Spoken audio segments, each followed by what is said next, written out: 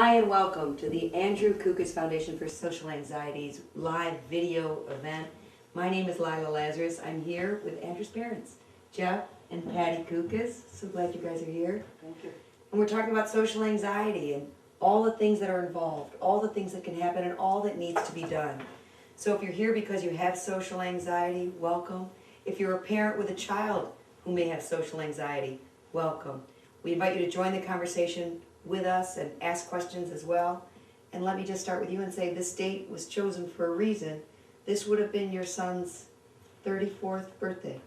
Right. How's that feel for you today? For me, it feels great because we're doing something really special to honor him. And instead of it being a sad day, it's a hopeful day and it's a promising day. And I think we're really making the most of it, and I feel good. So to catch people up, which one of you wants to sort of give Andrew's story from the beginning, from when you first noticed signs that something's just not right? First, we noticed something wasn't right with Andy really in his senior year in high school. He was a shy boy growing up, but he was comfortable in his own skin. And there weren't any signs that there was really anything wrong with him. He did well in school, he had friends, he had a wonderful life. He was a loner at home. He'd go up in his room and he'd study a lot. But he got all A's and he was happy and everyone loved him. There wasn't any sign there was anything wrong with him until his senior year in high school, when I saw him get very withdrawn, very quiet, not interested in socializing at all with his peers, going to prom, not talking about college. Even though he got in a great school, he wasn't excited about it. I could sense some heavy unrest in him. What was going through your mind? What did you think you needed to do? Well, I've got to say that I think there were some signs early on, probably things we, in retrospect, things that we could have noticed when he was younger. He was very shy, but we thought he would grow out of that, as I'm sure most parents do. But for instance, on his birthdays, when he was very young, we would take him to a restaurant. And I remember one instance where when the wait staff came over to sing happy birthday to him, he literally got under the table and wouldn't come out until they stopped. And it was certainly a sign. We didn't think much of it. We weren't really, didn't know what to do about it. But looking back, that was something that we certainly should have noticed. Somewhere out there are parents listening who are seeing signs but don't know what to do, have a gut feeling. What would you say? I think it's important to talk to someone about it, possibly your pediatrician, if it's a young person, maybe even a therapist, but someone that can assess the situation and see if it's going to lead to something that could be social anxiety in the future. Because the earlier you can catch it, the better chance you have of doing something about it. As the years went on and into college, as he gets older and into his 20s, the problem becomes more apparent. Describe Andy at that point. Well, when Andy went to college, he got into Princeton, which was quite an accomplishment, and we were thrilled for him and thought he would have a wonderful future there. But he got there and he could not handle being in a dorm with his peers. He had trouble socializing, he needed to be alone, he couldn't make a connection with the other kids his age, and that became a real problem for him and he wanted to drop out immediately. So he would call home and tell you, or? He would call home maybe after he was there for 2 or 3 weeks saying, this isn't for me, I don't think I was ready for college, I want to come home, stuff like that. I remember that we were out of the country when this happened, and we came back prematurely, and I went up to Princeton to be with him and try to figure out exactly what the problem was, and even talk to all of the people up there, because I assumed that once you get in there, they want to keep you. And they certainly did, but Andy was very adamant about not staying there. He had an apartment with 3 other kids and just couldn't handle that social situation. So what happened? He dropped out, and he ended up going to Columbia, where he had his own room and in the dorm where he could come and go as he pleased, and he did very well there. He had friends there. He graduated 4 years later, and everything wasn't fine, but at least he graduated. What resources were available to you at that time? Where did you even know where to turn or what to do? Well, we didn't really have a clue that it was specifically a social anxiety situation. What did you think at that point? I thought that possibly he was immature. I thought he had some emotional problems and needed therapy, which he got. He went to the city and saw a therapist a couple times a week. He also saw a therapist when he was at Princeton, but nobody really nailed down his issue. So it really didn't do him a bit of good. When did you even hear the words social anxiety disorder? We didn't hear it for a long time, actually. Andy went to a number of therapists, and I don't remember hearing that word until we heard it from Andy himself, who kind of self-diagnosed his problem. And he ended up seeing a social worker and psychotherapist in Long Island for a while.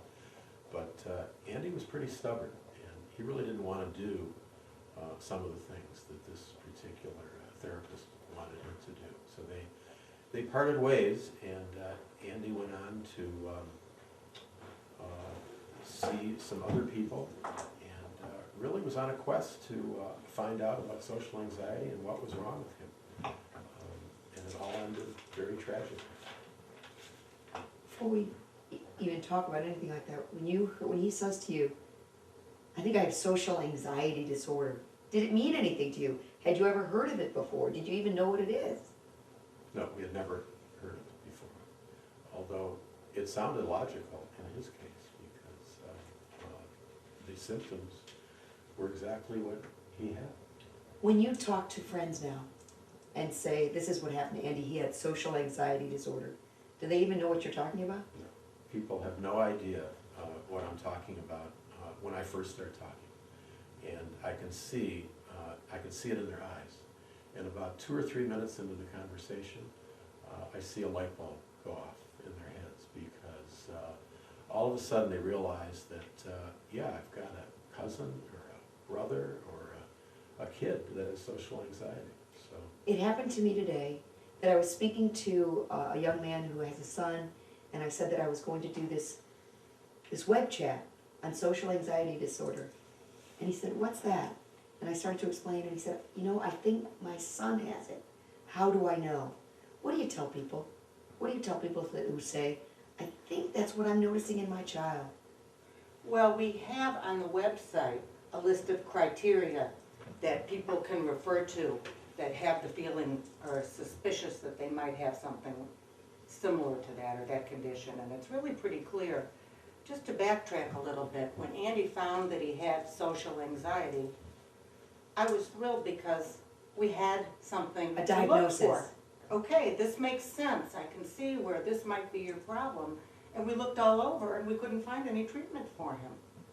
It was always a subset of something else. It was never its own diagnosis. And it was always people were depressed, so of course they have social anxiety. But I feel Andy had social anxiety, and that made him depressed because he couldn't be the human being he needed to be. So as a result, after Andy took his own life, you decided there has to be a place to go, a Exactly. place for help. Tell me your thought process in all of that. well, we just realized that we didn't want Andy's death to be in vain. And when we started to look into the problem, we found that there are literally millions and millions of people out there suffering from social anxiety, and we wanted to help them. It's as simple as that. It's such it's a bizarre problem because it's never standalone. Yeah. There's always something else going on with it. Depression, bullying, it all goes together. And it's hard to tell what comes first. Does bullying produce social anxiety, or does social anxiety produce bullying? Does depression produce social anxiety, or the other way around? Plus, there can be other things involved there too. So it's hardly ever a standalone situation. So many questions and so much that hasn't been looked into. I noticed that you guys have received letter after letter to the foundation from people thanking you, saying, that's what I have, but I didn't know there was any foundation that was looking into this, trying to create some sort of network. Tell me about the network that you would like to create. I would love to create a chat room or some type of situation where these people can find each other and commiserate and share resources and help each other. And one of Andy's big problems was he didn't have anyone to talk to about it. He used to say to me, if I had one person, that's all I would need. Just so somebody who got what I felt. There's a website called meetup.com where you can find other people to do things with if you don't know anyone. And he had moved to California, and he actually put himself on meetup.com. He looked up social anxiety. There were several people on it. They decided to meet somewhere, and it's a bad joke. No one showed up. Oh, So all these kids are hiding behind their computers. Their parents think it's okay. Nobody's looking. I wasn't. And they think they're socializing and connecting with other people, but they're not. And it's an excuse, and it's scary, and we want to help other people. so for the parent that's watching, again, I say to you, who's seeing those signs, or who has clear evidence, this is what my child has, what would you say? I would say that you've got to do something about it. You've got to talk to a pediatrician or a therapist or someone that can tell you if the symptoms are there. You can come to our website and take a look. One of our frustrations is really not having a network of people to send you to, and that's what we're working on. Hopefully, at some point, we will have people all over the country that specialize in social anxiety that we can recommend. But at this point, even the therapists are really not that clued in to what social anxiety is. So we started out by making a 10-hour video that we're making available to social workers and therapists through a professional website where they can get continuing education credits so that they become proficient in treating social anxiety. So we're hoping that those people that are accredited, having seen the video, will become part of our network. So it's a slow process, but we're working on it. In 5 years, when donations come in, when social anxiety becomes a word that everybody knows and it becomes part of the norm, what is it that you hope to have created? What do you want the foundation to look like 5 years from now? We want the foundation to be an asset where people can come to our website and find what they're looking for, whether they're looking for someone to talk to, a place to go, research to study, just a whole realm of things that we can offer to them. But I think the most important thing is to give them a place to go in whatever area they're in. If they're in California or Florida or wherever, find a therapist for them that can help them. That's really our goal. To expand this effort, and if you're listening, we need your help. We say that we need many hearts and many hands. The hearts is because you care about social anxiety. The hand is to write the check, because we can't do this without those donations. We can't do this without building that big network so that there isn't another Andy, so that people don't go without the network of help that they need. I want to I want you to take me back a little bit again. So things are getting worse and worse, and then what happens? At this point, Andy is how old when you start seeing, wow, this is getting unbearable? Well, this was in college and after college, and he just went into a funk that we didn't know what to do about it.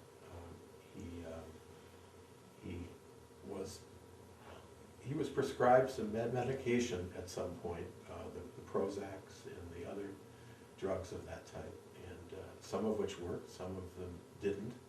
He didn't feel particularly good on some of them, so he would take them for a while and then not take them. It was not a good situation. It lasted a long time. He really tried to do it on his own to a great extent. He did a lot of studying, he did a lot of work on the internet, and ultimately, as he wrote in his note that he left to us, he just couldn't stand the pain anymore. I don't know if people really understand what social anxiety is, but if you took the feeling that I think everyone knows when you get up to make a speech, that feeling in the pit of your stomach that you have, and you multiplied it by 100, and then you lived with that feeling every day, every waking minute of the day, that's the feeling he had. That's the way he described it, and that feeling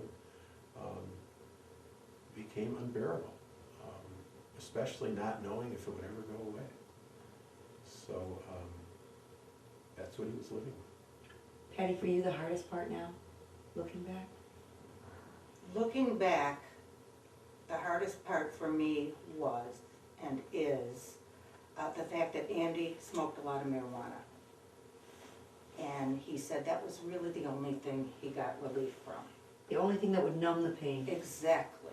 The only thing that brought him to a level where he could function and feel okay and not be in a deep, dark hole. And when you read letters that come into the foundation, when you read letters from people with social anxiety, so many people say that they smoke pot or they drink to try to numb that pain. I understand that.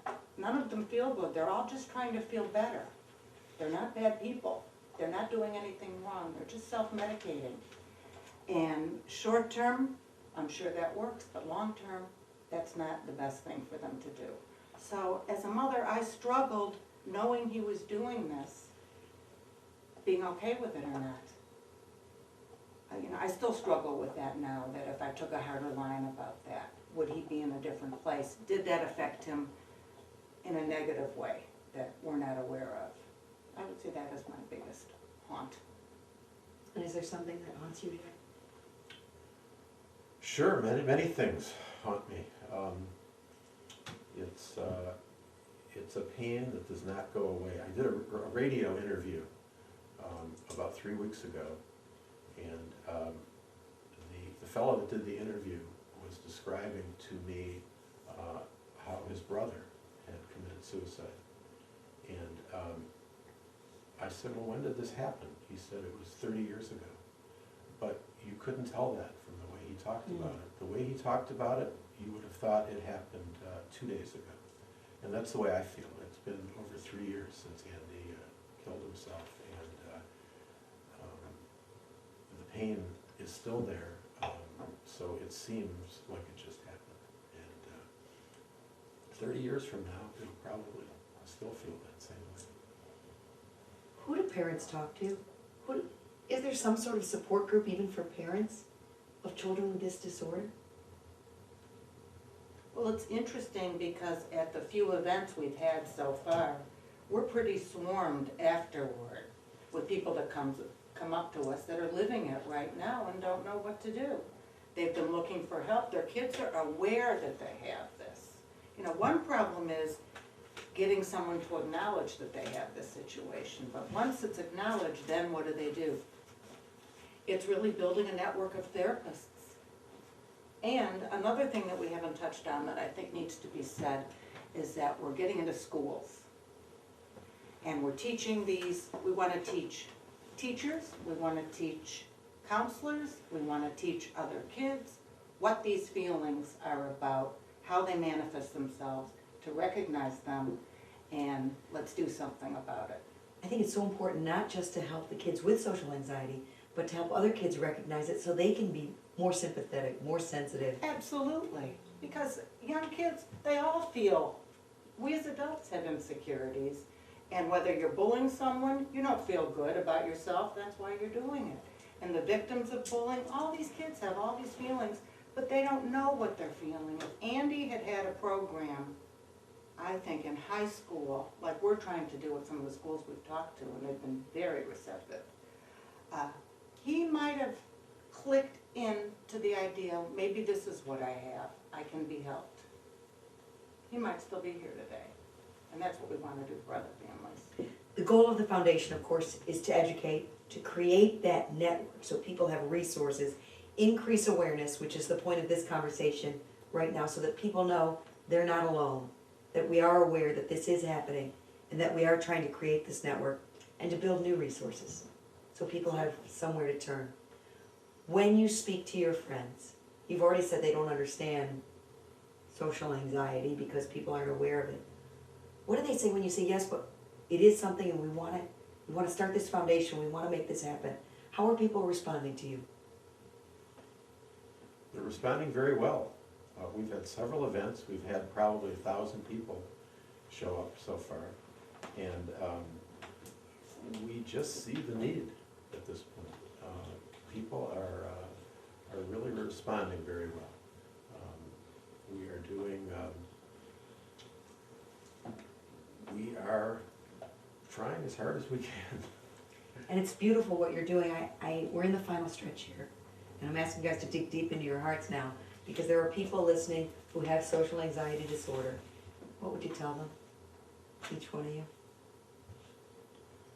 I tell them that there's hope. You know, we have not touched on the adults that have social anxiety, and there are plenty of them out there.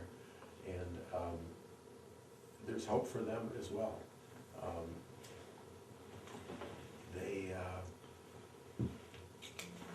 You know, people find relief in a lot of things.